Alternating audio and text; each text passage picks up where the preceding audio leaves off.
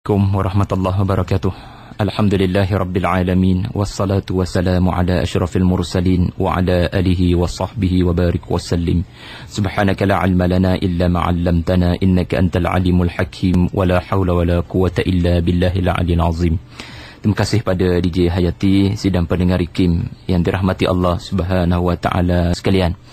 Bertemu kembali dalam segmen Ibrah kita, dan kita sudah menutup tirai mengenai surah Nabi Yusuf alaihissalam, dan kita akan menyingkap pada petang ini kisah mengenai sahabat Nabi sallallahu alaihi wasallam yang bernama Abdurrahman bin Auf. Kita biasa kedengaran nama-nama besar jutawan bilioner dunia ni seperti Bill Gates, Donald Trump, Steve Jobs dan sebagainya. Tetapi kita jarang kadang-kadang mengenali sahabat Nabi yang bermentaliti sebagai seorang businessman dan juga seorang bilioner jutawan. Beliaulah Abdurrahman bin Auf, seorang jutawan yang hebat di zaman Rasulullah sallallahu alaihi wasallam.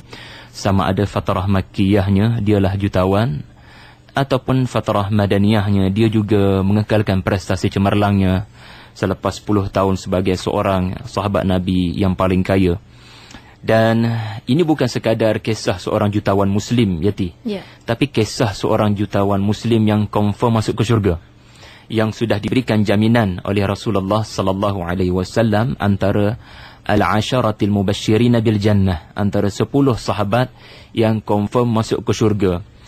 Siapa lagi yang nak kita teladani dalam usaha kita nak membina empire business ke, nak melakukan perniagaan ke, kalau bukan dengan sahabat Nabi yang seperti Abdurrahman bin Auf. Dan bagi saya, kisah Abdurrahman bin Auf dan kisah para sahabat yang lain tidak lain hanyalah menunjukkan kepada kita bahawasanya Nabi SAW seorang Nabi yang mempunyai kepelbagaian kehebatan. Sebab Abdurrahman bin Auf ini adalah seorang sahabat Nabi yang berjaya mengekalkan karakternya, potensinya sebagai seorang yang businessman. Artinya walaupun beliau masuk Islam dan meskipun beliau berhijrah, kita akan tengok suatu hadis sebentar lagi, meskipun beliau seorang hartawan dan beliau tetap mengekalkan prestasi sebagai seorang hartawan dan jutawan yang benar-benar beriman. Tidak ada alasan untuk mengatakan bila kita masuk Islam maka kita menjadi miskin, kita berjiwa kerdil dan kecil, kerana Abdurrahman bin Auf menunjukkan model yang sebaliknya. Sebab hari ini orang-orang di barat, mereka meletakkan 4 checklist ataupun 4 penanda aras bagi pemimpin yang berkualiti. Dan Nabi kita Muhammad sallallahu alaihi wasallam dalam kisah Abdurrahman bin Auf ini berada di atas daripada kesemua 4 benchmark yang telah diletakkan oleh barat. Yang pertama, orang-orang barat mengatakan seorang pemimpin mesti inspire trust, boleh mempercayai dan dipercayai. Dan Nabi Muhammad sallallahu alaihi wasallam seorang yang sentiasa tidak lepas daripada memberikan tugasan-tugasan, arahan-arahan, membahagikan tugas, delegasi tugas dengan sangat berkesan, kerana baginda, orang boleh mempercayai baginda kerana baginda seorang yang dipercayai. Dan Nabi Muhammad sallallahu alaihi wasallam seorang yang ada benchmark yang kedua, clarify purpose. Seorang yang sentiasa memperjelaskan apa tujuan kita melakukan suatu kerja. Dan inilah Nabi sallallahu alaihi wasallam. Syurga, neraka, akhirat, itulah purpose yang sentiasa ditegaskan oleh Nabi. Dan barat menyebut yang ketiga, align system. Maknanya nak tuju ke suatu destinasi, perjalanan itu mesti selamat. Maknanya nak tuju ke syurga di dunia ini mestilah ada karakter sebagai orang yang layak masuk ke syurga. Jadi inilah Islam yang telah dibawa oleh Nabi sebagai suatu sistem hidup, di mana kita yang nak masuk ke syurga mesti bertindak sebagai orang yang mempersiapkan diri sebagai ahli syurga. Jangan mendekati dosa dan maksiat. Dan last sekali, akhir sekali, yang berkaitan dengan Abdurrahman bin Auf ini, sidang pendengar, adalah apa yang barat sebutkan sebagai unleash potential, unleash talent. Maknanya bakat yang ada di dalam diri Abdurrahman bin Auf ini, Nabi SAW dengan kebijaksanaan baginda telah mengekalkan kehebatan ini bahkan menjadi lebih hebat. Kisah yang akan saya sebutkan ini adalah kisah bagaimana Abdurrahman bin Auf kita akan lihat dalam hadis ini yang disebut oleh Ibnu Hajar Al-Asqalani dalam kitabnya Al-Isabah fi Tamyiz As-Sahabah. Kita akan tengok nanti bagaimana Nabi ini begitu bijak untuk meletakkan Abdul Rahman bin Auf ini di rumah siapa ketika beliau berhijrah selepas peristiwa hijrah Rasul sallallahu alaihi wasallam. Disebutkan di dalam hadis ini, walamma hajara ila al-Madinah, Abdul Rahman pergi ke Madinah berhijrah. Kana faqiran, dia menjadi begitu fakir. Kenapa fakir? Kerana jutawannya dia di Mekah dulu, semuanya harta itu telah diinfakkan untuk Islam. La syai'a lahu, tidak ada apa-apa lagi baginya. Subhanallah. Tidak ada apa yang ditinggalkan, walaupun satu sen. Semuanya orang kata meninggalkan Mekah itu sehelai sepinggang. Dan isterinya pun ditinggalkan. Dan Nabi SAW melihat Abdul Rahman bin Auf ini dengan cara melihat yang tersendiri. Nabi memahami dan Nabi faham siapa Abdul Rahman bin Auf.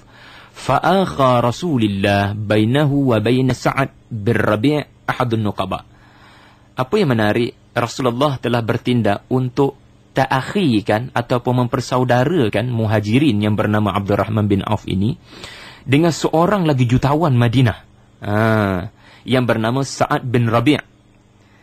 Persoalan timbul di sini, sidang pendengar. Kenapa ya Nabi SAW ta'akhikan Abdul Rahman bekas jutawan ini dengan Sa'ad bin Rabi', jutawan Madinah pada waktu itu? Adakah Nabi sekadar mahu merawat duka Abdul Rahman bin Auf yang fakir selepas beliau pernah mengecapi kesenangan dan kemewahan? Adakah Nabi SAW mahu Abdul Rahman kembali menjadi kaya dengan bantuan harta benda Sa'ad bin Rabi'? Ya, bukan sekadar itu.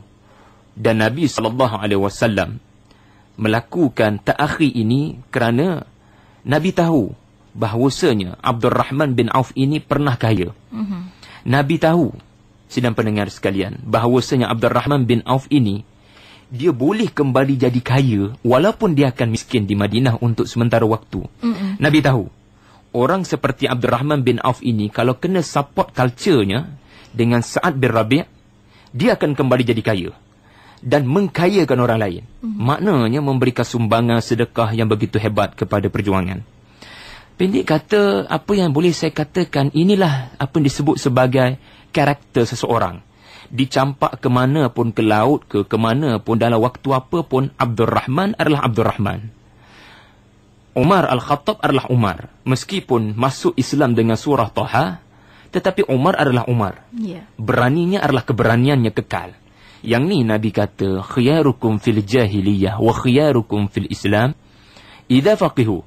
Kamu sebenarnya orang-orang yang terbaik potensinya dalam kelab jahiliyah dulu. Tetapi bila kamu masuk ke dalam Islam, kekalkan kelebihan itu.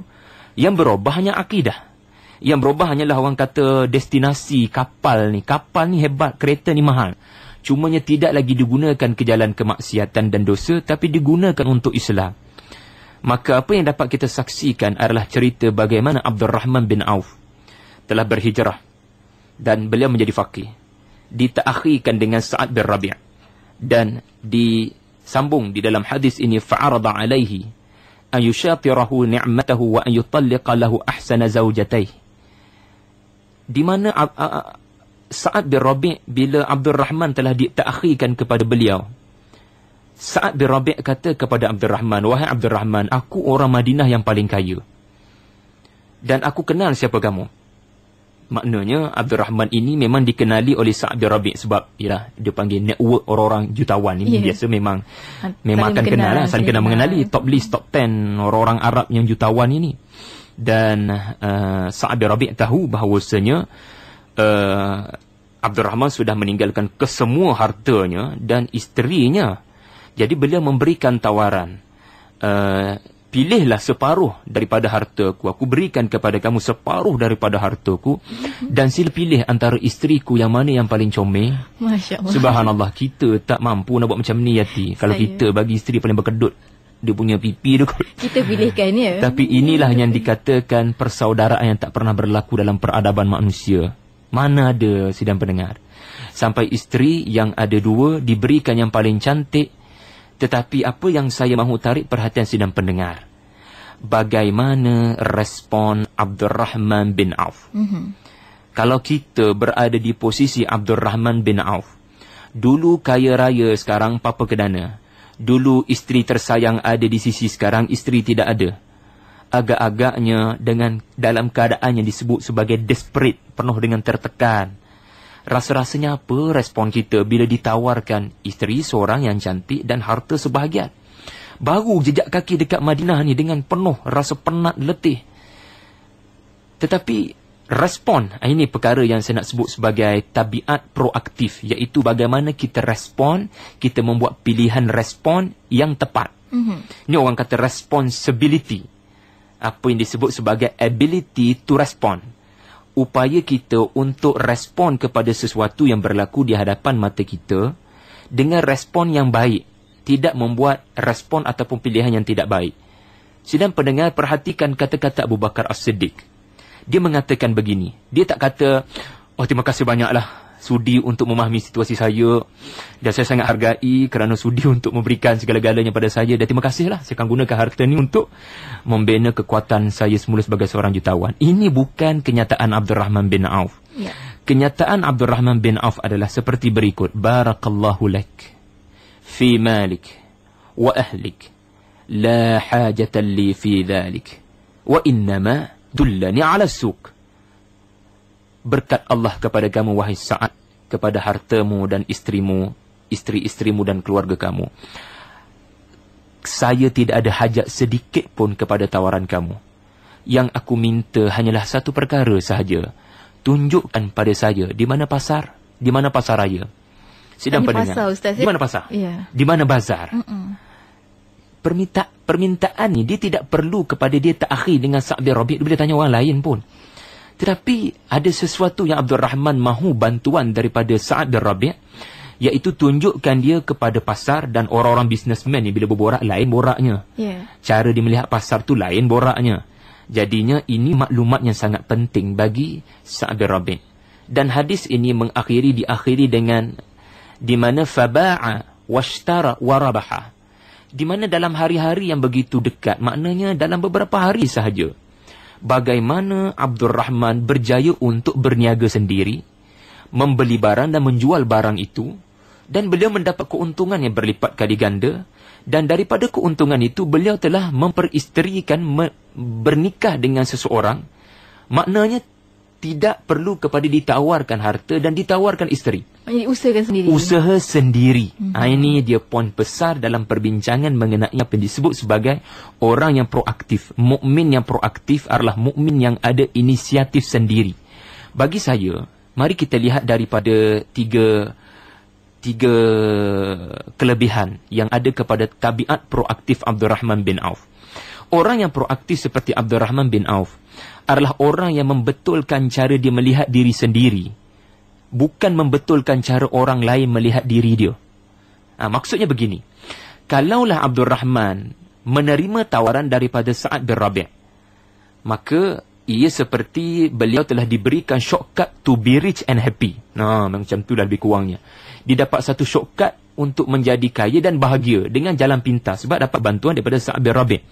Tetapi persoalan yang bermain di benak fikiran Abdul Rahman bin Auf, apa jaminan kalau aku dimanjakan dengan kaedah macam ni, aku akan terus menjadi rich and happy pada masa-masa akan datang? Sebab aku tidak ada usaha sendiri. Ini dia orang yang proaktif berbanding orang-orang yang reaktif.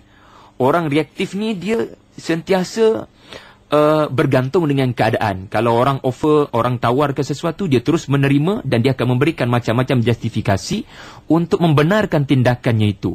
Mungkin dia akan kata, kita tengok kalau Abdul Rahman ini reaktif orangnya, dia akan kata, terima kasih, saya memang terpaksa menerima harta ni. Tengok, saya terpaksa adalah kenyataan orang-orang reaktif. Saya sudah tidak boleh buat apa-apa lagi. Jadi terima kasih kerana sudi untuk memahami situasi saya. Ini kenyataan-kenyataan orang-orang yang reaktif, orang-orang yang tidak proaktif. Mereka seolah-olah bermentaliti mangsa kepada hijrah. Maknanya nak salahkan hijrah, nak salahkan takdir. Tetapi ini bukan akhlak para sahabat Nabi SAW. Kalau kita pernah dengar satu cerita kuno lah, cerita klasik Yati. cerita yang mungkin ramai pernah dengar, di mana seorang petani yang miskin dan malang tetapi memelihara seekor angsa, di mana hanya angsa inilah punca pendapatan dia. Tiba-tiba satu hari tu angsa tu bertelur dengan satu telur besar, emas pula tu. Terkejut dia, Masya Allah, daripada mana datang telur ni? Kemudian dia telah rasa gembira dan telah menjual, dan dia mendapat sedikit duit. Dan kemudian pada hari esoknya sekali lagi menetas telur emas pula keluar daripada angsa dia ni. Dia rasa sangat gembira, dan akhirnya petani miskin dan malang tadi menjadi kaya raya, senang lenang. Kerana rupa-rupanya angsa ni sentiasa menelurkan telur emas. Emas tulin yang besar. Tetapi kerana terlalu tamak dan mahukan dengan cepat segera dia punya hasil dia tu, satu perkara di luar jangka telah dilakukan oleh petani miskin ini. Dia dah tak sabar sangat. Ini tak ada jadi, kalau tunggu sehari satu telur, lambat ni, aku nak untung cepat, aku nak senang cepat. Maka dia terus sembelih angsa ni, dan sambil-sambil itu dia terus membuka perutnya dengan harapan akan menemui telur-telur emas yang banyak. Akhirnya tak ada telur. Telur emasnya tak ada, angsa pun tak ada. Ini menunjukkan pada kita Abdul Rahman bin Auf seorang yang bijak untuk membezakan apa itu telur emas dan apa itu angsa emas. Kalau dia menerima tawaran daripada Sa'd bin Rabi', seolah-olah dia disuapkan dengan telur-telur emas yang banyak. Tetapi apabila beliau telah menolak tawaran ini dan telah mengambil inisiatif sendiri untuk berusaha sendiri, sesungguhnya usaha, habit, tabiat inilah yang akan menjadi angsa emas, yang akan menyebabkan dia bukan sekadar terus kaya, pada masa-masa akan datang dia akan terus kaya dengan sifat ataupun nilai yang disebut sebagai berdikari. Betul. Berdiri di atas kaki sendiri. Yang kedua, kalau boleh saya sebutkan sedikit lagi, orang-orang yang proaktif seperti Abdul Rahman ini, sedang pendengar, adalah orang yang merdeka dari sebarang pergantungan. Orang yang disebut dalam bahasa Inggerisnya sebagai private victory. Dia independent, dia tidak dependable person. Dia tidak bergantung kepada mood orang lain. Dia tidak bersikap untuk hidup dengan cara orang layan dia. Dia akan sentiasa untuk bertindak mengikut nilai. Mengikut apa nilai yang perlu ada pada diri saya. Dan nilai yang dipegang oleh Abdul Rahman adalah berdikari. Kenapa mesti orang lain yang menentukan saya kaya ataupun tidak? Sebagaimana kita jugalah. Kenapa mesti orang lain menyebabkan kita marah ataupun tidak? Jangan biarkan orang lain yang menyebabkan kita marah. Kawal perasaan kita, biar kita yang menguasai diri kita. Dan inilah yang telah ditunjukkan oleh Abdul Rahman bin Auf. Beliau memerdekakan dirinya daripada terhutang budi dan sebagainya. Dan yang terakhir, orang-orang yang proaktif seperti Abdul Rahman bin Auf, dia akan mengambil inisiatif untuk bertindak dan bukan diambil tindakan. Orang yang proaktif diambil inisiatif untuk bertindak, menjadi orang kaya, bukan untuk diambil tindakan ke atasnya. Dengan, yelah, orang boleh simpati dengan Abdul Rahman bin Auf. Layaklah dia mendapat bantuan daripada Sa'd bin Rabi'. Tetapi ini tidak berlaku. Orang yang proaktif, dia akan guna statement menjadi. Orang yang reaktif, pasif, dia sentiasa guna perkataan kalau. Abdul Rahman tak buat statement macam tu. Ketika diberikan tawaran, dia tak kata kalaulah saya boleh jadi kaya seperti kamu juga. Dia tak kata macam tu. Yang dia kata, I can be like you. Maka biarkan saya berdikari. Biar saya menjadi seperti kamu dengan tunjukkan saya di mana pasar itu. Dan akhirnya, hadis ini ataupun kenyataan yang disebut menunjukkan inilah asas kepada kejayaan Abdul Rahman bin Auf. Dalam tempoh 10 tahun, beliau telah menjadi jutawan Madinah, memecahkan monopoli perniagaan Yahudi dengan apa yang saya boleh sebutkan sebagai habit ataupun tabiat tingkah laku yang positif, iaitu proaktif. Wallahu a'lam, mudah-mudahan kita mendapat manfaat. Alhamdulillah, itu satu pencerahan yang sangat baik berkenaan dengan kisah. Bukan setakat kita nak ambil kisah daripada Abdul Rahman bin Auf tu, kalau boleh kita nak ambil, kita serapkan dalam diri kita jadi proaktif ada inisiatif untuk berdikari, insya-Allah. Dan waktu ini bagi anda yang berada di luar sana yang ingin sama-sama berinteraksi, boleh hubungi kami di talian sekarang di 03-6205-150 03-6205-15000. Di Facebook IKIM juga boleh anda letakkan komentar dengan caranya typekan www.facebook.com/ikim.fm. Ada ruangan untuk anda letakkan komentar anda di sana. Dan satu lagi medium yang bakal kita kongsikan juga melalui SMS. Caranya mudah saja, typekan IKIM IKIM, IKIM, jarakan persoalan anda dah hantar ke 39111. Dan tadi Ustaz bila Ustaz nyatakan tentang bagaimana sikap Abdul Rahman bin Auf juga, saya teringat satu kisah yang mana beliau juga menggunakan kaedah rugi sikit ya di awal dan juga akan mendapat untung yang besar di kemudiannya. Itu satu kaedah. Juga nak tahu juga antara beza tamak, syukur dan juga zuhud yang telah dididik oleh Abdul Rahman bin Auf. Kalau Ustaz boleh uraikan sedikit. Soalan yang baik Yati. Pertama, ada dua pandangan. Pertama, bagi saya, orang yang kaya tetapi bersyukur lebih baik daripada miskin tetapi redha. Inilah yang telah dirumuskan dan ditegaskan oleh para ulama dalam perbincangan fiqh aulawiyat bagi umat pada hari ini. Kita mesti menjadikan kekayaan itu sebagai suatu alat di mana matlamatnya adalah untuk tertegaknya Islam. Bukan kekayaan itu sebagai matlamat. Kita mahu menjadi seperti Nabi Sulaiman dan seperti Nabi Yusuf sendiri yang kita bincang panjang lebar sebelum ni. Seorang yang mempunyai harta yang banyak dan akhirnya berbakti dan membuat kebajikan kepada semua rakyatnya. Dan orang yang kaya bukan mudah nak bersyukur. Bukan mudah nak bersyukur dengan kekayaan. Kelabu mata, Ustaz. Ya, kelabu mata. Dan sebab itu Allah mengangkat martabat dalam hadis-hadis Nabi. Nabi sendiri berdoa, Allahumma inna nas'alukal huda wat tuqa wal afaf wal ghina. Ghina ni kekayaan. Tetapi kekayaan yang bagaimana? Kekayaan itu biar di tangan, tetapi hati kita syurga. Kita nak tuju ke syurga dengan sedekah, dengan zakat, dengan sumbangan kepada perjuangan sebagaimana yang telah dilakukan oleh Abdul Rahman bin Auf. Itu yang pertama. Maknanya Dr. Yusuf Al-Qaradawi menyebut orang-orang yang kaya tetapi bersyukur ini lebih diperlukan oleh umat ini daripada kemiskinan orang-orang miskin tetapi redha. Ini yang pertama, kita mesti tahu bagaimana untuk mengurus hidup kita supaya kita jadi kaya tetapi kekal dengan kesyukuran. Yang kedua, Yati sebut tadi ya, bagaimana kaedah bisnes Abdul Rahman bin Auf. Sidang pendengar boleh baca banyak buku mengenai Abdul Rahman bin Auf. Bagi saya, setakat yang saya amati, di hari-hari pertama Abdul Rahman survive ataupun yang disebut dalam hadis tadilah fatazawwaja mar'atan ala zinatin min dhahab, sehingga akhirnya dia berniaga dalam minggu-minggu pertama tu dia boleh untuk menikahi seorang perempuan dengan apa yang dikatakan emas-emas sebesar biji-bijian. Dia berusaha. Yang ada yang pertama sekali, Abdul Rahman ni bila berniaga, dia akan jual sesuatu ikut harga modal. Harga kos tu sendiri. Kalau harga tu RM20, dibelinya maka dijual dengan RM20. Tak ada untung pun. Tak ada untung. Memang tak ada untung. Tetapi untungnya macam mana? Macam mana Abdul Rahman mencipta keuntungan? Ini memerlukan kreativiti. Dan memerlukan kepada apa yang disebut hari ini sebagai, yalah, mengamati pasaran. Pasaran tidak menjual apa, dijual itu. Apa uniknya. Ini semua nak tunjukkan Abdul Rahman ni seorang yang tahu selok-belok bisnes, trading. Seorang yang bukan prinsip yang telah bagi saya prinsip, sebab kaedah kita boleh berbeza mengikut zaman dan keadaan. Betul. Dulu orang main dinar emas, kita hari ini guna ringgit Malaysia. Dulu orang guna kambing unta, hari ini orang guna bukan itu dah. Memang tak ada dijual dah pun. Ingin saya sebutkan di sini satu perkara untuk menarik perhatian. Kalau berdasarkan penganalisa menganggarkan kekayaan Abdul Rahman bin Auf, daripada dinarnya, untanya, kambingnya dan senjata yang ditinggalkan, semuanya asetnya, kalau dinisbahkan dalam mata wang ringgit pada hari ini, hampir 100 juta, 107 juta ringgit Malaysia. Masya Allah. Cukup besar kalau nak dinisbahkan dengan manusia yang hidup pada abad ke-7 Masihi. Namun, bagi saya perkara yang paling penting kita lihat kepada prinsip perniagaan.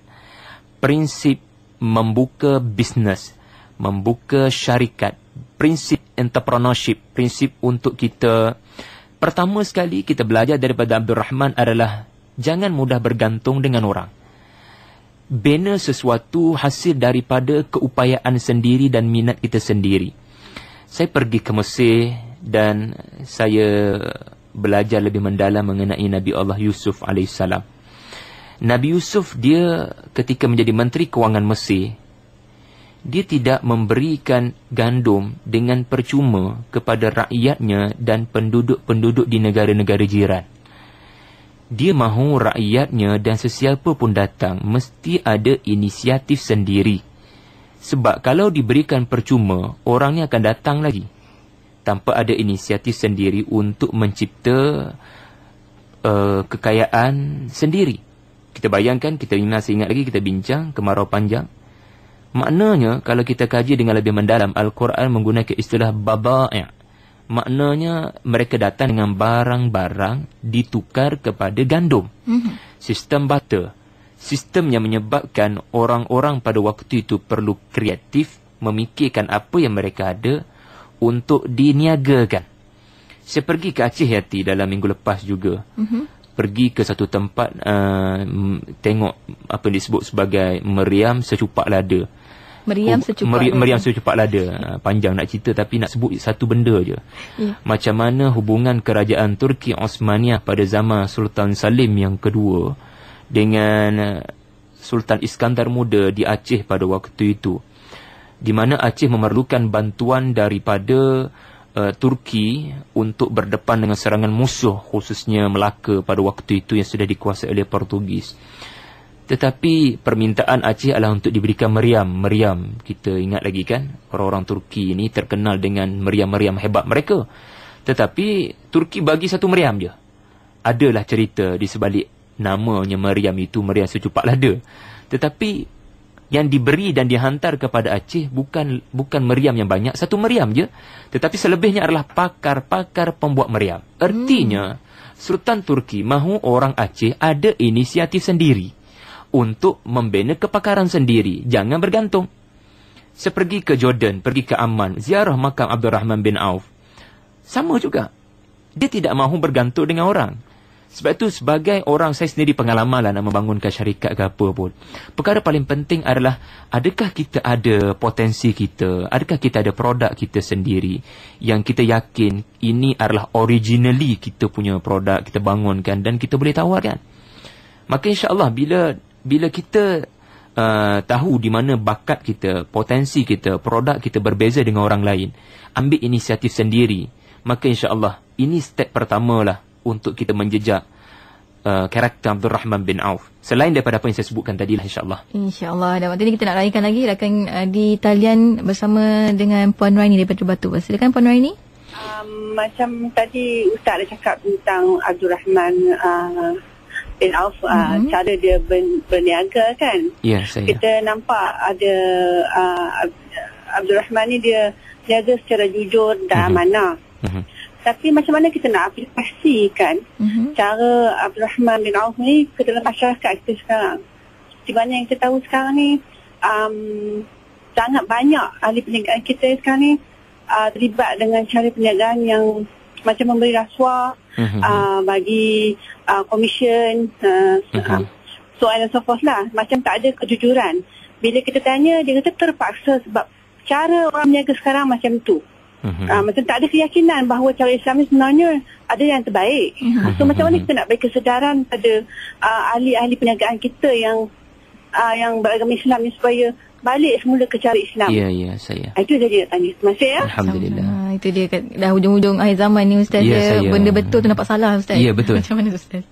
Soalan yang baik daripada puan yang bertanya tadi. Yang pertama saya boleh cadangkan untuk kita baca buku sahabat saya yang bernama Izzuddin Nur Zakaria. Beliau menulis mengenai jejak bisnes Abdul Rahman bin Auf. Suatu buku yang sangat baik untuk menjadi alternatif kepada kita daripada terlalu mengkagumi tokoh-tokoh barat yang jutawan, tetapi kita tak boleh nak meneladani agama mereka, integriti mereka. Susah nak jumpa cerita integriti diorang ni. Tetapi Abdul Rahman bin Auf jutawan yang confirm masuk ke syurga. Itu yang pertama. Dengan membaca insya-Allah kita akan dapat pencerahan. Masalah umat ini bila tak membaca mengenai Abdul Rahman bin Auf, mengenai Osman bin Affan, kita tak dapat suatu inspirasi untuk mencipta kekayaan untuk Islam. Yang pertama. Yang kedua, bagi saya, jika kita mahu melihat perubahan berlaku kepada para peniaga, businessman dan segala usahawan-usahawan yang ada, kita perlu memulakan daripada diri kita sendiri, di mana diri kita mestilah orang yang jujur dan amanah dalam perniagaan, pada masa yang sama tahu selok-belok perniagaan. Kita tak nak salah satu orang yang ada kompetensi mahir dalam berniaga boleh untuk menyebut mengiklan, menawarkan dengan pelbagai kreativiti, pada masa yang sama menipu sebenarnya, pada masa yang sama tidak menepati janji, pada masa yang sama tidak maknai pelbagai perkara yang menunjukkan orang itu sendiri tidak mengotakan apa yang dikata. Pada masa sama kita tak nak orang yang jujur amanah tapi tak pandai selok-belok perniagaan, sepak terajang. Tu bahasa kasar sikit lah yang dikatakan sepak terajang dunia bisnes ini. Sebab Abdul Rahman bin Auf adalah seorang yang berprinsip bahawasanya apapun the end justify the means tak boleh ada. Mesti berniaga dengan mementingkan kejujuran, amanah, keberkatan, dan pada masa yang sama orang ini mempunyai kefahaman yang tinggi dalam selok-belok bisnes, mempunyai mental yang kental untuk berdepan dengan kritikan, tahu siapa supplier yang ada di situ, bagaimana networking mereka, potensi pasar pada waktu itu. Maknanya dia seimbang. Keseimbangan antara halal, apa yang halal dalam bisnes dan apa yang tayyiban dalam bisnes ini. Dan yang ketiga saya nak sebutkan, topik kita ni sebenarnya bukan pada soal bisnes dan ekonomi. Yang ni boleh kita bincang pada akan datang ataupun dengan orang lain lah. Saya punya fokus sebenarnya adalah kepada apa yang dikatakan sebagai habit ataupun orang yang ada sesuatu karakter yang baik, dicampak ke mana pun, waktu apa pun, dia adalah dia. Betul. Abdul Rahman adalah Abdul Rahman. Saya kebetulan Nabi Abdul Rahman, yang tu orang nampak mungkin area ataupun sudut perniagaan. Boleh je saya nak sebut dari sudut Amr al-As, dari sudut Umar al-Khattab, dan di sini mungkin orang tak nampak pula dari sudut perniagaan. Orang nampak di sudut kebijaksanaan, bagaimana Amr al-As, beliau bijak pada zaman jahiliah, dan ketika masuk Islam beliau terus bijak. Umar al-Khattab ketika jahiliah dia seorang yang berani, ketika masuk Islam pun dia terus dengan keberanian. Asasnya adalah unleash potential. Nabi seorang Nabi yang bersikap sebagai potensi individu. Nabi memberikan perhatian besar. Kekalkan kehebatan ini. Kerana Islam akan mulia dengan apa yang ada pada kamu dahulu di zaman jahiliah. Syaratnya hanyalah kepada faqihu, akidah. Maknanya faham balik ke mana kita nak bawa apa yang Allah kurniakan kepada kita ini. Wallahu'alam. Alhamdulillah. Itu kata orang tu tentang mentor perusahaan, tapi sebenarnya kita nak lebih lagi daripada itu tentang apa yang telah diajar daripada sebalik cerita itu. Ustaz, dan mungkin sedikit kesimpulan untuk tajuk kita bersama dengan tajuk tentang Abdul Rahman bin Auf ini, Ustaz. Sebagai kesimpulan, saya bila membaca satu buku lah daripada seorang pakar kepimpinan yang sangat diagungkan di Barat, namanya Dr. Stephen Covey, di mana masterpiece-nya ataupun buku beliau yang sangat popular di seluruh dunia, iaitu buku 7 Habits of Highly Effective People. Beliau berbicara, nombor satu masalah ramai orang adalah masalah proaktif, sentiasa menyalahkan keadaan, dan lagi 6 habit itu sebenarnya tak boleh wujud kalau nombor satu ni tak selesai. Mentaliti mangsa, maknanya hidup pagi-pagi itu bangun dengan sikap negatif, pesimis, hidup dengan sikap orang kepada kita, bukan kita yang membentuk orang, mencorak arus. Maknanya kita ni sangat ikut cuaca orang. Sangat ikut cuaca orang. Kita tak boleh bawa cuaca kita. Bila hujan, hujanlah kita. Bila panas, panaslah kita. Kita tak boleh bawa cuaca kita sendiri. Orang yang proaktif adalah orang yang mampu untuk membuat pilihan sendiri, dan orang tu membuat pilihan dalam keadaan sedar. Apa yang menarik dan menyentuh perasaan saya adalah Dr. Stephen Covey telah memetik suatu cerita di dalam bukunya 7 Habit dalam Tabiat Proaktif, adalah cerita Nabi Yusuf, di mana beliau merujuk kepada Old Testament. Itu tak apalah buat macam mana, dia tak tengok Quran kan. Dia menunjukkan bagaimana Nabi Yusuf ini seorang yang membuat pilihan yang betul, walaupun dijual sebagai hamba abdi pada umur 17 tahun oleh adik-beradiknya sendiri. Ini apa yang dia katalah, bukan apa yang kita bincang. Dan Yusuf tidak menunjukkan dia begitu sedih ataupun geram kerana adik-beradik jual dia sendiri, ataupun dia tidak menunjukkan respon yang mentaliti mangsa, menyalahkan keadaan bila dipenjarakan 13 tahun kerana tak mahu serahkan diri, maruah dirinya. Ini disebut oleh Stephen Covey. Tetapi apa kita bincang pada sebelum ini, inilah sebenarnya kisah yang lengkap mengenai seorang Nabi yang proaktif. Dia respon kepada takdir Allah dengan respon yang positif. Allah sentiasa di mulutnya, dan sentiasa dia memilih apa yang paling positif untuk dirinya. Dia tak mampu nak mengubah adik-beradiknya, dia tak mampu nak mengubah negara Mesir, dia tak mampu mengubah Zulaikha. Yang dia mampu adalah mengubah dirinya. Apa? Ini yang dikatakan circle of influence. dia mampu mengubah dirinya, dan alhamdulillah hasil daripada ketahanan prinsip, karakter, akhlaknya, seluruh orang-orang yang menzalimi beliau insaf dengan sendirinya. Wallahu a'lam. Mudah-mudahan kita dapat manfaat daripada tabiat proaktif ini, insya-Allah. Insya-Allah.